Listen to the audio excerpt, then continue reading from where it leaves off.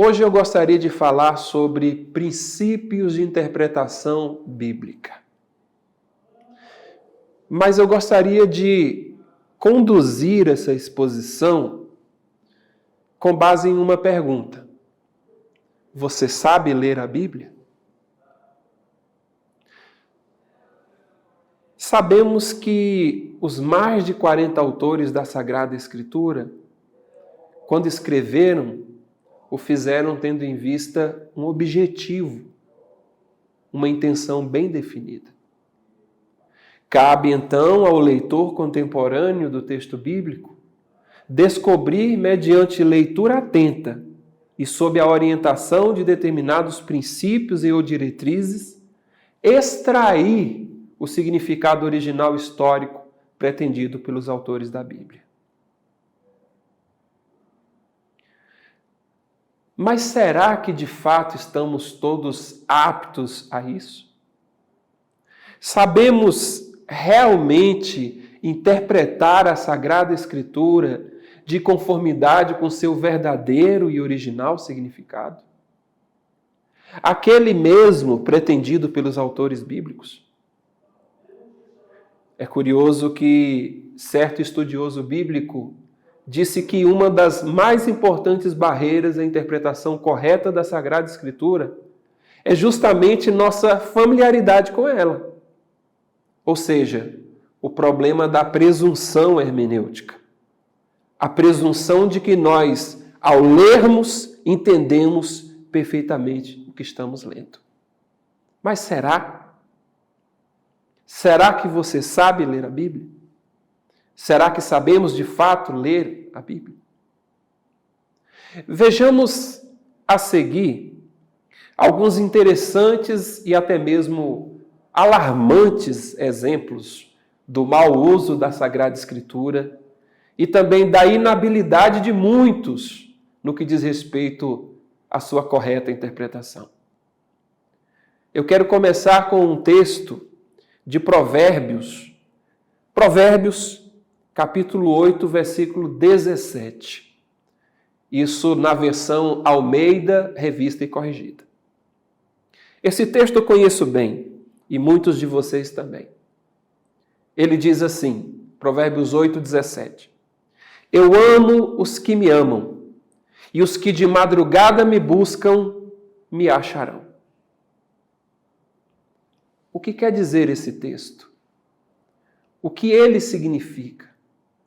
Qual a intenção do autor bíblico ao escrevê-lo? Vejamos. Eu amo os que me amam e os que de madrugada me buscam me acharão. Eu preciso começar dizendo que tal texto bíblico tem sido utilizado para fundamentar ideias, apelos, discursos e até mesmo encontros e congressos sobre oração. Não obstante esse texto, nada tem a dizer sobre esse assunto. Na verdade, o texto de Provérbios 8,17 também tem sido utilizado para legitimar e fundamentar a prática de orações matinais e ou na madrugada, como tendo um forte precedente bíblico. Mas o texto de Provérbios 8,17, como eu disse, nada tem a dizer sobre oração, e muito menos sobre seu exercício na madrugada. Como assim? Isto fica claro quando se considera o contexto desse fragmentário texto bíblico que eu citei. E logo então se percebe quem está falando em Provérbios 8,17 e, consequentemente, por que está falando. O contexto mais imediato de Provérbios 8,17 seria capítulo 8, versos 1 a 4, e principalmente o esclarecedor, versículo 12. Quando consideramos esse contexto imediato de Provérbios 8,17, os versos 1 a 4 e principalmente o versículo 12, notamos exegeticamente que não é Deus quem está falando em Provérbios 8,17, como muitos erroneamente presumem, mas há sabedoria. A sabedoria. Como assim a sabedoria? É que em Provérbios, a sabedoria é eventualmente personificada, tendo em vista dar maior dramaticidade e colorido poético à sua exortação aos nécios, a que busquem o conhecimento e a instrução, especialmente no temor do Senhor.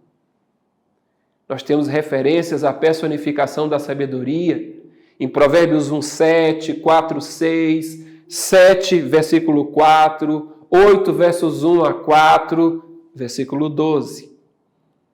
Logo, meus caros, com esse exemplo que eu estou lhes dando, percebe-se que a sabedoria em questão é quem fala.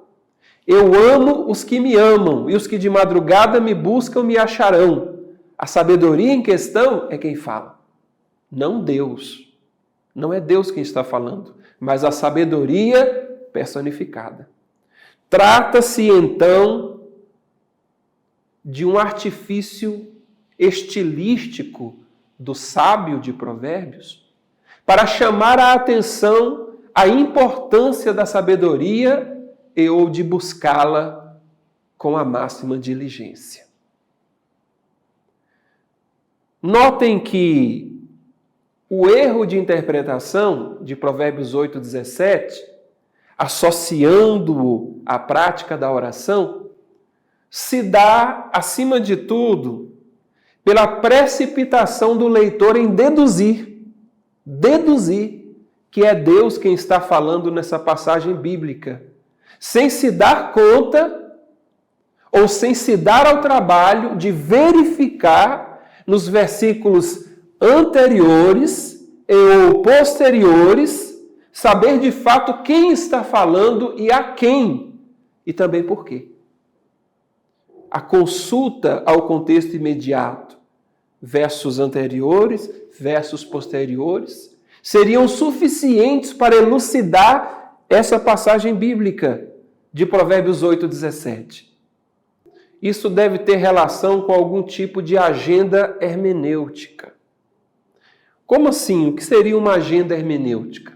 Seria um modo tradicional, convencional de entender certas passagens bíblicas. A desconsideração, prestem atenção nisso, a desconsideração do contexto do texto bíblico é possivelmente o erro mais frequente na igreja evangélica contemporânea. E por parte de todos aqueles que tentam ler e entender as Escrituras à sua própria maneira e sob a luz de seus instintos, sem considerar, no entanto, princípios que são fundamentais para uma correta compreensão do texto bíblico. Consideremos outros exemplos muito mais comuns do modo equivocado com que se interpretam certas passagens bíblicas. Dessa vez vamos ao texto, ainda na literatura sapiencial do Antigo Testamento, chamado Eclesiastes. É um texto também muito conhecido no meio evangelical. Eclesiastes capítulo 9, versículo 8. Eu utilizo aqui também a versão Almeida, revista e corrigida. Nessa versão de Almeida, Eclesiastes 9:8, vem assim: em todo tempo sejam alvas as tuas vestes, e nunca falte o óleo sobre a tua cabeça. É um texto que eu também memorizei, de tanto testemunhar o seu uso e a sua citação, principalmente em pregações, exposições, mas o que realmente esse texto significa? Qual é a intenção autoral por detrás desse texto? O que o autor bíblico quis comunicar em Eclesiastes 9:8? É comum dividir-se esse texto bíblico em duas partes e depois significar a alusão no texto as vestes alvas ou brancas como sendo um apelo à santidade, E a menção do óleo no texto, o óleo sobre a cabeça, como um indicativo simbólico de uma vida cheia do Espírito Santo. Então, de um lado temos a referência ao texto bíblico como sendo a santidade e a ser cheio do Espírito Santo. O grande problema é que este texto bíblico nada tem a dizer sobre santidade e muito menos sobre uma vida cheia do Espírito Santo. Como assim? Não mesmo? Não.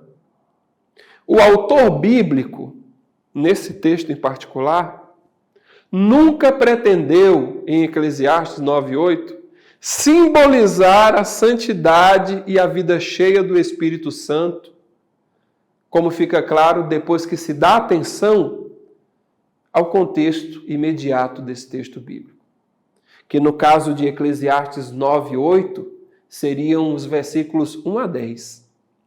Capítulo 9, versos 1 a 10, você tem então o contexto imediato de Eclesiastes 9:8. E considerando o contexto, não há qualquer menção à santidade ou à vida cheia do Espírito Santo no texto de Eclesiastes 9:8.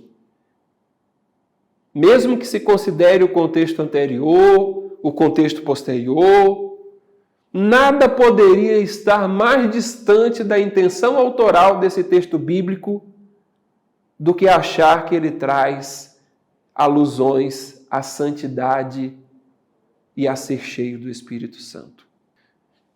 Na verdade, o autor bíblico, em Eclesiastes 9:8, começa, no contexto dessa passagem, discutindo sobre a futilidade da vida humana. Versículos 1 a 3 do capítulo 9. Pode conferir nas Bíblias de vocês. Depois, ele fala sobre o destino inevitável de todos os homens, a morte. Versículos 4 a 6.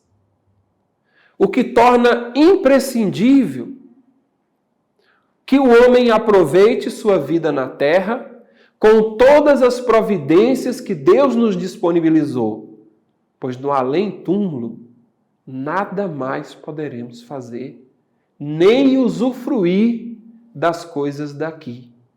Versículos 7 a 10. Esse então é o contexto imediato, esse então é o contexto anterior e posterior de Eclesiastes 9:8. E é justamente nesse último contexto, versículos 7 a 10, do capítulo 9 de Eclesiastes, sobre a necessidade de vivermos aqui intensamente essa nossa vida fugaz ou passageira, que o autor bíblico nos exorta a andar de roupas limpas e cabelo perfumado. Eclesiastes 9:8. Além de apreciar a culinária, versículo 7, gozar a vida com a mulher amada, versículo 10, e realizar tudo conforme nossas próprias capacidades, versículo 11. Pois com a morte, tudo isso também tem fim. É interessante que nós temos uma versão bíblica que não apenas traduz do texto hebraico essa passagem de Eclesiastes 9:8, mas a interpreta. É uma versão bíblica que é também exegética, cuja versão desse texto nos ajuda a compreender o texto melhor. É a versão bíblica TEB, Tradução Ecumênica da Bíblia, na sua edição de 1994. Ela traduz esse texto bíblico de Eclesiastes 9:8 da seguinte maneira. Abre aspas. Sejam sempre brancas tuas vestes, e não falte perfume em tua fronte. Repito. sejam sempre brancas tuas vestes e não falte perfume em tua fronte. Fecha aspas. Perceba que a tradução da TEB, tradução ecumênica da Bíblia, é autoexplicativa no que diz respeito ao sentido do texto.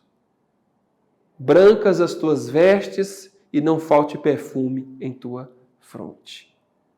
Perceba, não há referência à santidade e muito menos à plenitude do Espírito Santo a ser cheio dele. Mas há uma conduta, há um viver diário, cotidiano, tendo em vista que a vida tem um fim. Vejamos ainda sobre esse texto o comentário exegético por um dos maiores estudiosos do Eclesiastes, o qual deixa bastante clara a intenção autoral da passagem bíblica em questão. Quero mencionar esse comentário. Abre aspas. Anima Kohelet, nesses 3 versículos, seu leitor, diz o estudioso. Ou seja, todos os homens a desfrutar dos prazeres mais simples e universais da vida cotidiana. Exorta que façamos com alegria o que necessariamente fazemos todos os dias: comer e beber. A que desfrutemos do prazer de uma higiene singela, vestes brancas e cabeça perfumada. E da vida em família com a mulher que amas. Esse é o comentário de um estudioso bíblico do Eclesiastes, chamado Vilches Lindes. E é um comentário acertado. O texto, então, de Eclesiastes 9:8, meus caros, assim como todo o livro de Eclesiastes, pretende exortar sobre a importância de vivermos nossa vida efêmera nesse mundo de Deus, intensamente. E, acima de tudo, no temor do Senhor, que é o princípio fundamental para a passagem do homem por aqui, conforme a chave teológica de Eclesiastes, no capítulo 12, versículos 13 a 14. Bem, com esse exemplo, eu torno a perguntar a vocês, torno a perguntar a você, e então, o que você acha? Você sabe ler a Bíblia?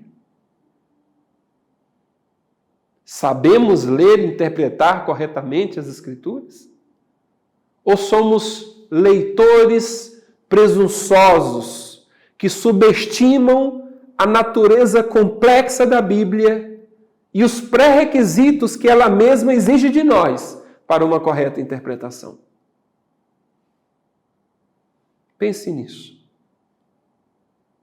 Mas vamos a mais um exemplo, extraído dessa vez ainda do Antigo Testamento. Vejamos. Dessa vez trata-se de um texto conhecidíssimo, muito falado, muito citado, muito referido, muito edificante, inclusive, muito relevante, muito significativo para a teologia do Antigo Testamento, para a teologia do livro bíblico em questão, que é o texto de Abacuque, capítulo 3, no versículo 2. Acompanhem em suas Bíblias. O que diz o texto?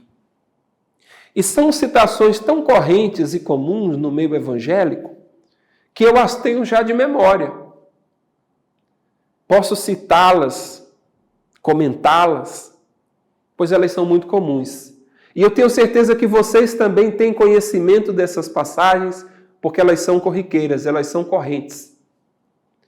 Mas vamos ao texto de Abacuque 3:2. Ainda segundo Almeida, revista e corrigida, edição de 1969. Um detalhe. Por que, professor Isidro, essas citações são extraídas da Almeida Revista e Corrigida? Porque essa versão é corrente, é uma versão conhecidíssima, popularíssima, e através dessa versão e da popularidade que ela tem no meio evangélico, essas passagens tomaram um rumo, se espalharam, elas adquiriram uma certa forma de serem interpretadas através dessa versão Almeida Revista e Corrigida. Uma versão muito comum, muito conhecida e muito utilizada, especialmente nos meios pentecostais, nos meios evangélicos, nos meios evangelicais. Mas voltemos ao texto. Abacuque, capítulo 3, versículo 2, Almeida Revista e Corrigida, nos diz assim: Ouvi, Senhor, a tua palavra e temi. Aviva, ó Senhor, a tua obra no meio dos anos. No meio dos anos a notifica. Na ira, lembra-te da misericórdia. Vocês sabem que, e é uma agenda hermenêutica bem conhecida, ou seja, é um modo próprio de interpretar esse texto muito comum, que a expressão profética mencionada nesse texto, aviva, ó Senhor, a tua obra, no versículo 2 do capítulo 3 do livro do profeta Abacuque, tem sido utilizado e ostentado como tema de inúmeros congressos de avivamento e eventos eclesiásticos relacionados em muitas igrejas evangélicas, especialmente igrejas pentecostais. Não obstante, cabe perguntar-se diante desse texto: o que esse texto de Abacuque tem a nos dizer sobre avivamento, em especial o avivamento da igreja? Será que há, meus caros, de fato qualquer menção a avivamento espiritual nesse texto de Abacuque? Temos interpretado corretamente essa porção bíblica? A verdade é que Abacuque 3:2 nada, em absoluto, tem a dizer sobre avivamento. Não é esse o objetivo do autor bíblico. Não pretendia tratar sobre avivamento. Antes, como veremos, trata o profeta sobre a concretização, a materialização ou o cumprimento das visões e ou obras de Deus sobre o destino dos caldeus, os babilônios, inimigos do povo de Israel, em forma de juízo. Na verdade, o texto tem a ver com o juízo de Deus sobre os babilônios. O juízo de Deus sobre os caldeus, sobre os inimigos de Israel, mesmo tendo sido utilizados pelo próprio Deus para punir ou castigar o seu povo. Vamos afunilar a correta interpretação desse texto à luz do seu contexto.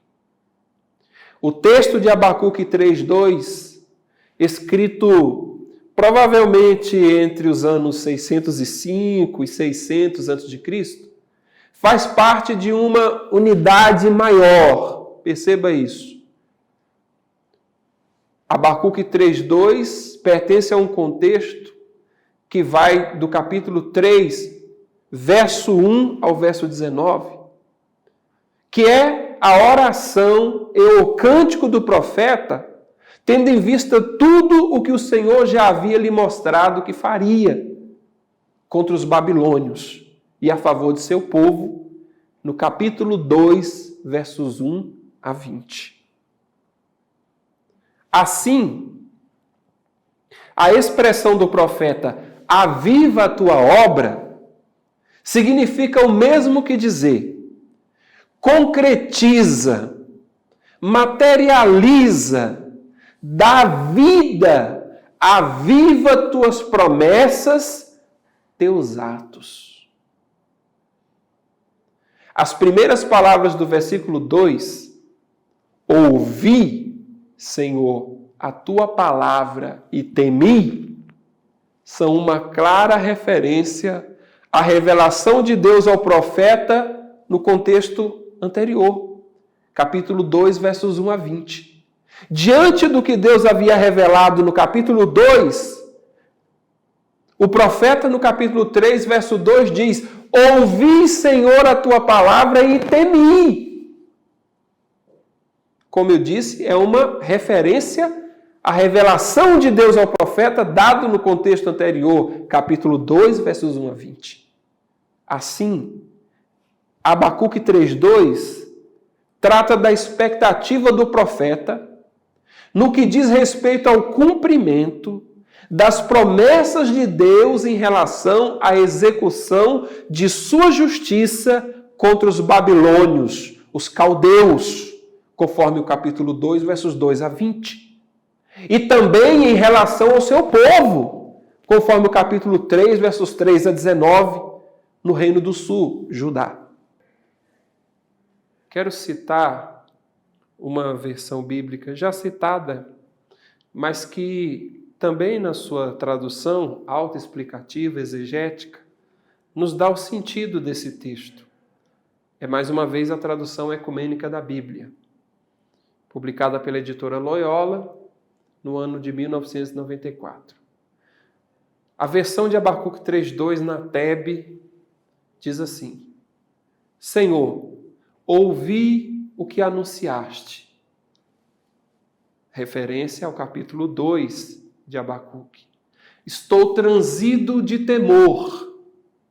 Senhor, vivam teus atos ao longo dos anos.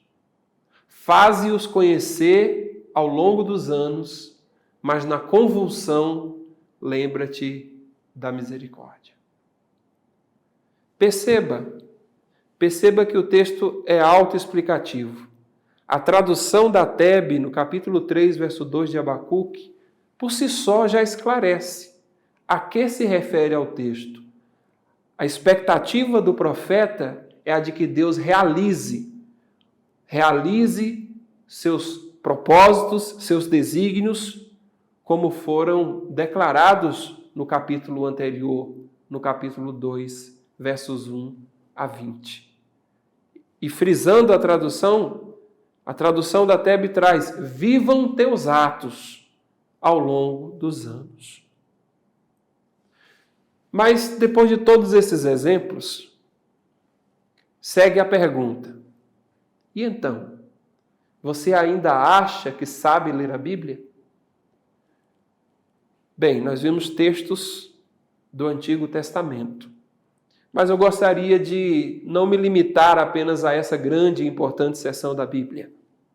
Vamos pensar alguns exemplos de interpretação incorreta, em textos agora extraídos de um Novo Testamento. Vamos considerar exemplos do Novo Testamento.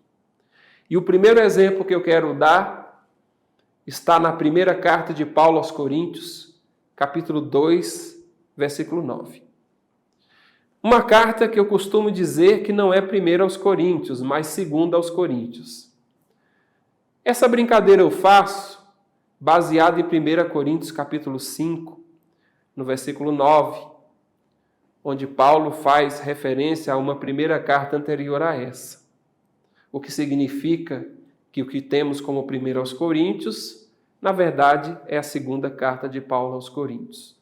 Mas a parte essa brincadeira, uma brincadeira séria e histórica, né?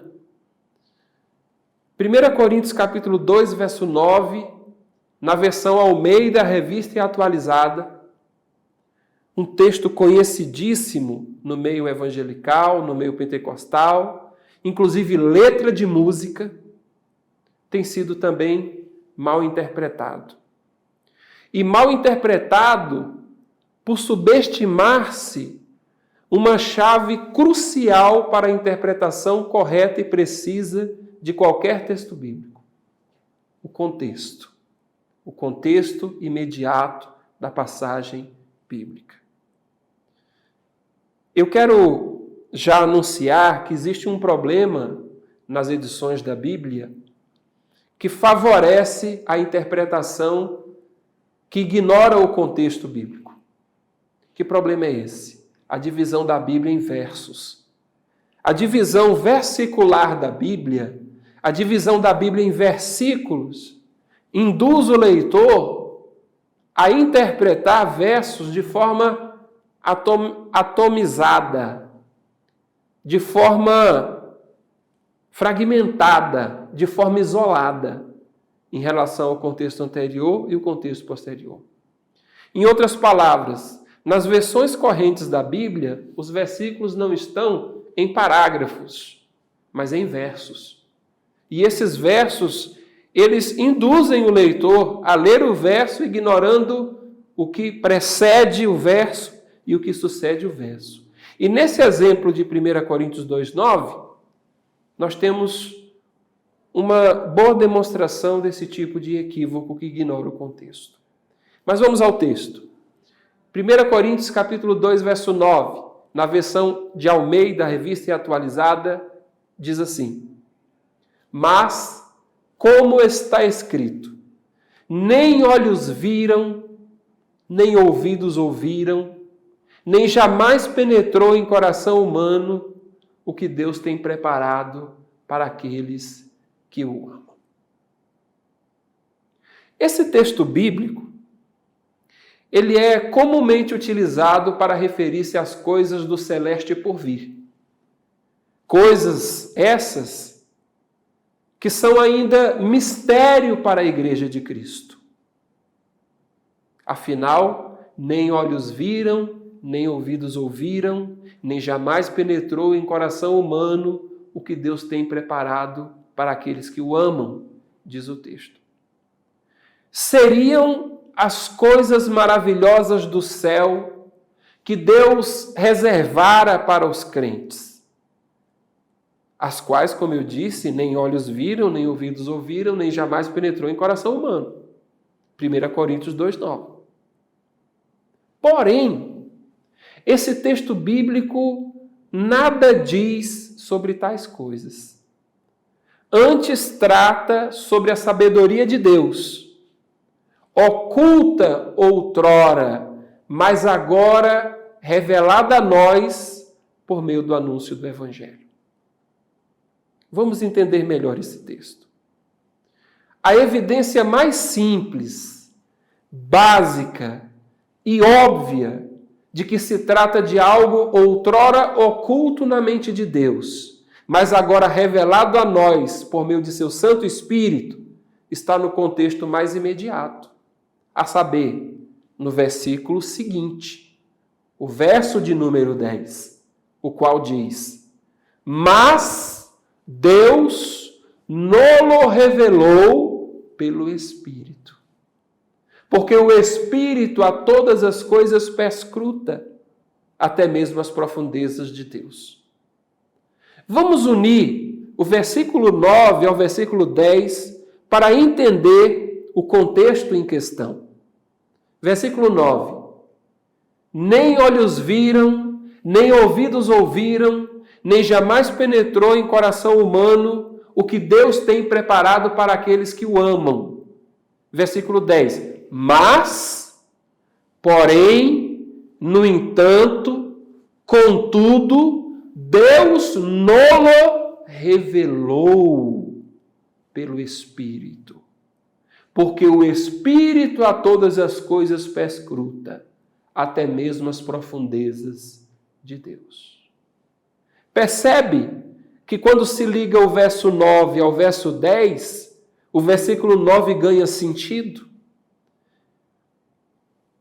Perceba que a conjunção mas, porém, no entanto, contudo, que inicia o versículo 10, amarra o versículo 10 ao versículo 9 e vice-versa. Na verdade, desde o capítulo 2, versículo 6, pelo menos, mas vai além disso, Paulo vem tratando sobre o plano salvífico de Deus por meio da cruz de Cristo. Cruz que ele designa como sabedoria de Deus. Sabedoria esta ocultada aos sábios deste mundo, mistério para eles, capítulo 2, versículo 7, porém revelada pelo Espírito Santo àqueles que creem na mensagem escandalosa da cruz de Cristo, capítulo 2, versos 9 a 10. Comumente se interpreta o capítulo 2, versículo 9 de 1 Coríntios, como uma referência aos mistérios desconhecidos do que nos reserva Deus na eternidade. Mas considerando o contexto imediato, o versículo 10, por exemplo, percebe-se que Paulo fala da sabedoria salvífica de Deus, outrora oculta, mas agora revelada a nós pelo Espírito Santo através do acontecimento Jesus, do evento Cristo. Perceba que, por ignorar o versículo seguinte, o versículo 10, interpretamos erroneamente o versículo 9 do capítulo 2 de 1 Coríntios. E então, o que você me diz? Nós sabemos ler a Bíblia? Mas há um outro exemplo. Um outro exemplo extraído também do Novo Testamento. Trata-se de Mateus, capítulo 3, versículo de número 11. Eu cito aqui a partir da versão corrente, Almeida, Revista e Corrigida, que traz o texto da seguinte forma: E eu, em verdade, vos batizo com água, dizia João Batista, para o arrependimento. Mas aquele que vem após mim, diz o profeta, é mais poderoso do que eu. Não sou digno de levar as suas sandálias. Ele, referindo João batizador ao Cristo, vos batizará com o Espírito Santo e com fogo. Mateus capítulo 3, versículo 11. Podem conferir nas versões de vocês, em especial na Almeida Revista e Corrigida, que é a nossa versão de base aqui. Vamos ao texto. Comumente se interpreta a referência ao batismo com o Espírito Santo e com fogo aqui, em Mateus 3,11, como uma coisa só. Isto é, o batismo com o Espírito Santo, o qual seria, segundo essa interpretação, um batismo de fogo. Batismo com o Espírito Santo e com fogo. Um batismo de fogo. Porém, apelando-se mais uma vez ao contexto, o contexto dessa passagem, uma análise aponta em outra direção. Ou seja, o batismo com fogo em Mateus 3,11 é juízo, é condenação. Sendo, portanto, distinto do batismo com o Espírito Santo. Vamos entender melhor essa passagem à luz de seu contexto imediato. João Batista faz aqui, em Mateus 3,11, uma justa e necessária distinção entre o seu próprio batismo, que é um batismo ritual e escatológico, e o batismo de Jesus de Nazaré. O batismo de João Batista, por exemplo, tinha a função de preparar Israel, que confessava seus pecados e dava sinais de arrependimento por meio do rito batismal, para a chegada do Cristo e de seu reino, conforme Mateus capítulo 3, versículos 3 e 6, você pode conferir. Já o batismo de Jesus, referido por João Batista aqui metaforicamente, também de natureza escatológica, mas não ritual, dava sinais da chegada desse mesmo reino de Deus através da prometida dádiva do Espírito Santo aos justos e do derramamento do fogo do juízo de Deus sobre os ímpios. Ambos os batismos, o de João Batista, ou João Batizador, e o de Cristo, constituem-se verdadeiros sinais da chegada da era messiânica, quando o Espírito Santo seria, então, derramado sobre os justos. E nós temos referências veterotestamentárias disso, como Isaías 44, versos 3 a 5, Isaías 33, versículo 15, Ezequiel 36, verso 27, Joel capítulo 2, versos 28 a 32. Então, trata-se dos sinais da chegada da era messiânica, quando o Espírito Santo seria derramado sobre os justos, mas também o julgamento de Deus viria finalmente sobre os ímpios, conforme profecias em Isaías 1:31, Isaías 30:33, Isaías 66:24, Jeremias 7:20, Malaquias 4:1, Naum capítulo 1, verso 6. Todas essas passagens citadas por mim aqui, você pode verificar em sua Bíblia.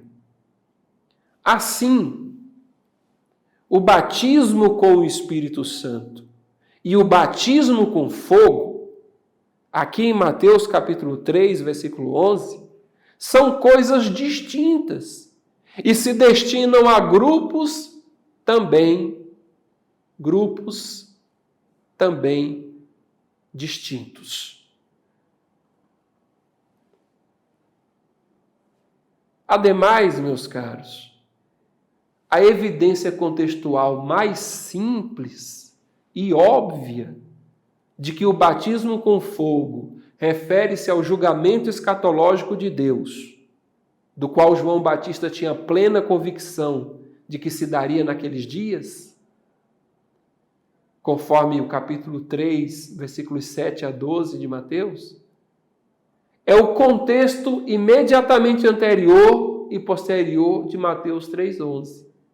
Onde fica clara a alusão ao juízo de Deus, representado pelo fogo que consome a palha, versículo 10, e consome a árvore infrutífera. O estudioso do Novo Testamento do cristianismo primitivo, Dale Ellison Jr., do Seminário Teológico de Pittsburgh, nos Estados Unidos, ele também observa que Mateus não usa o termo fogo para se referir ao Espírito Santo. Mateus nunca faz isso. Em nenhuma outra passagem, ou em nenhuma passagem do seu evangelho. Mas Mateus utiliza fogo para referir-se ao julgamento de Deus. Tal evidência crítico-redacional de Ellison Jr. parece conclusiva e nos mostrar que fogo, ali em Mateus 3:11, não é uma referência ao Espírito Santo, mas uma referência ao juízo de Deus. O batismo com o Espírito Santo, portanto, dádiva da era messiânica aos justos, aos que creem em Jesus, não deve ser identificado com o fogo do juízo que há de vir sobre todos os que rejeitaram a Deus e ao seu Messias, como fizeram os fariseus e saduceus dos tempos de Jesus e de João Batista, conforme Mateus 3, versículo 7. Além disso, a expressão batismo com fogo não existe no Novo Testamento, relacionada à dádiva do Espírito Santo. Essa expressão não existe no Novo Testamento relacionada à dádiva do Espírito Santo, batismo com fogo. E então, volto mais uma vez à pergunta original dessa exposição sobre princípios de interpretação bíblica. E então, meus caros, você sabe ler a Bíblia? Nós sabemos ler e interpretar precisamente as Sagradas Escrituras? Que tal mais um exemplo? Esse, extraído também do Novo Testamento, de 2 aos Coríntios, capítulo 3, versículo 6. 2 aos Coríntios, mas que, historicamente falando, é a quarta carta de Paulo aos Coríntios. Mas não vamos entrar nesses detalhes. O que é importante saber é que em 2 Coríntios, capítulo 3, verso 6, temos uma das passagens do Novo Testamento mais mal compreendidas e mal utilizadas. Eu cito a partir de Almeida, Revista e Corrigida, mais uma vez, uma versão corrente, como eu disse, no meio evangélico, no meio pentecostal. O texto diz assim: o qual nos fez também capazes de ser ministros de um novo testamento, não da letra, mas do Espírito. Porque a letra mata e o Espírito vivifica. Bem, esse texto de 2 Coríntios, capítulo 3, verso 6, é apenas fragmento de uma unidade maior de pensamento sobre o ministério dado a Paulo da nova aliança. No capítulo 3, versos 4 a 6. Essa unidade textual, por sua vez, 3, 4 a 6, pertence à seção mais ampla ainda, de 3, 4 a 4, 6. Ou seja, do capítulo 3, versículo 4 ao capítulo 4, versículo 6. Esse é o contexto maior de 2 Coríntios 3, 6. E que trata sobre a glória da nova aliança em Cristo. Então percebam, 2 Coríntios 3,6 é um pequeno fragmento de um contexto imediato, que é 3, 4 a 6, que pertence a um contexto maior, que é 3, 4 a 4, 6, sobre a glória da nova aliança em Cristo. Contexto menor, contexto maior. Letra, alusão à lei escrita em tábuas de pedra, conforme os versículos 3 e 7 do capítulo 3, e espírito, conforme o capítulo 3, versículo 8, são referências à antiga e à nova aliança, respectivamente. A lei, a antiga aliança, o Espírito, a nova aliança. Paulo fala em defesa de seu apostolado e de sua competência, vinda de Deus, para ser ministro de uma nova aliança. Tentativas de observância autossuficiente da lei, no antigo Israel, traziam como efeito a morte, uma vez que ninguém era capaz de observar cabalmente a lei, enquanto que o Espírito Santo da nova aliança produz vida, conforme o capítulo 3, versículo 8 de 2 aos Coríntios. Vida naqueles que creem em Cristo e por eles são capacitados a viver uma vida de conformidade com a vontade de Deus. Nada há no texto, devo ressaltar, nada há no texto sobre problemas com estudo e ou intelectualidade. Nada há no texto ou contexto sobre a supremacia de uma vida mística ou espiritual, em detrimento ao conhecimento bíblico, teológico ou intelectual. A intenção de Paulo foi a de ressaltar em 2 Coríntios 3,6, dentre outras coisas, os efeitos de cada regime aliancista, sinalizando para a superioridade da nova aliança, a qual, pelo ministério do Espírito Santo, gera vida em Cristo Jesus. Nisto consistia o ministério de Paulo. Era ele ministro dessa nova, gloriosa e superior aliança, fundamentada na morte e ressurreição de Jesus Cristo.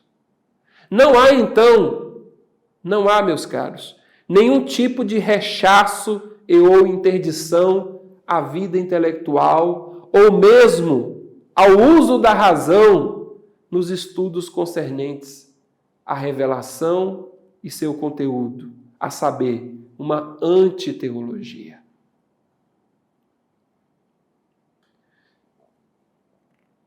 Eu acredito, encerrando aqui essa série de exemplos, e haveriam mais, inclusive há um livro meu esgotado que haverá de ser publicado novamente, trazendo mais exemplos. Mas eu acredito, como dizia, que estes poucos exemplos extraídos do Antigo e Novo Testamento sejam suficientes para convencer você, para nos convencer da complexidade que envolve a leitura e interpretação correta do texto bíblico. E então, qual a resposta à sua pergunta? Você sabe ler a Bíblia? A resposta a essa pergunta,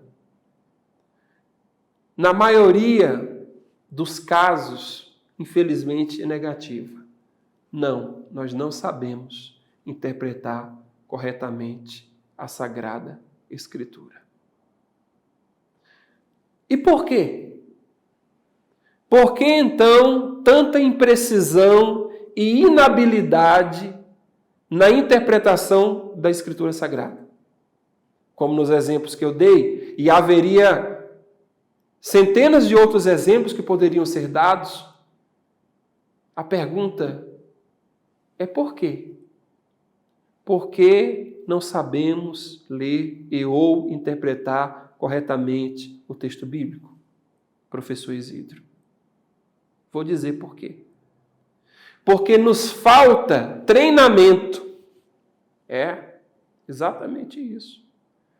Falta a todo e qualquer leitor da Bíblia, ou todo e qualquer indivíduo que por alguma razão queira ler as Escrituras, treinamento. Treinamento numa disciplina que se tornou imprescindível, ou seja, mais do que necessária para a vida da igreja cristã. Que disciplina é essa? Hermenêutica. Hermenêutica. Sem a hermenêutica, sem os princípios, técnicas, diretrizes que ela ensina, fornece para uma precisa e correta interpretação das Sagradas Escrituras, não conseguiremos acessar o texto bíblico de acordo com a intenção autoral de acordo com a intenção pretendida por cada autor bíblico quando a escreveu. Precisamos acessar os princípios dessa disciplina tão fundamental para a correta e precisa interpretação bíblica, que é a chamada hermenêutica. Mas o que é hermenêutica? E quais são os princípios que ela nos apresenta para uma correta e precisa interpretação das Sagradas Escrituras? Sobre esse tema, a hermenêutica, sobre seus princípios, falaremos adiante nos próximos vídeos dessa série Princípios de Interpretação Bíblica. Continue comigo e vamos aprender a interpretar com precisão, com autoridade, a Sagrada Escritura.